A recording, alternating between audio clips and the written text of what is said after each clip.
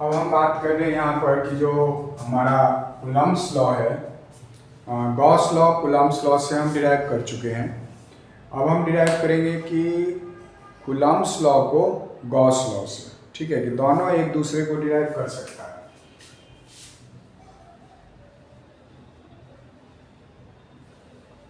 Coulomb's law from Gauss law.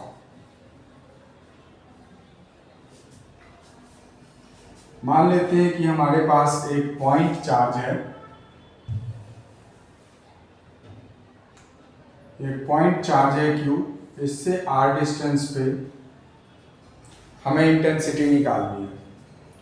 तो हम क्या करेंगे कि एक गॉसियन सरफेस ड्रॉ करेंगे और गॉस लॉ लगाएंगे। तो गॉस लॉ क्या कहेगा कि फाई इक्वल टू क्या होगा, Q ओवर एप्सिलॉन नॉट।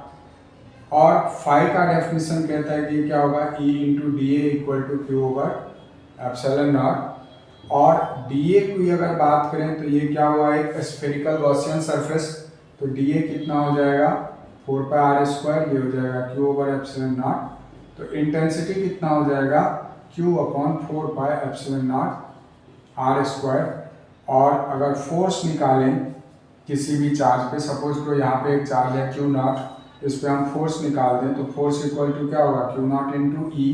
तो इसका मतलब फोर्स इक्वल टू कितना हो जाएगा 1 over 4 pi epsilon not Q not upon R square. और यही हमें कौन कहता है, कूलम्ब्स लॉ।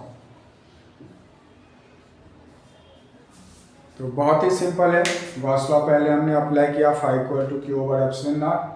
फाई के डेफिनेशन से आ गया A D A, Q by epsilon not.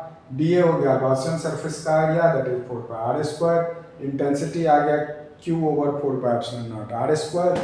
और फोर्स निकालेंगे तो Q naught into intensity, force आ गया 1 over 4 pi epsilon not Q not over R square. ये कूलम्ब्स लॉ है।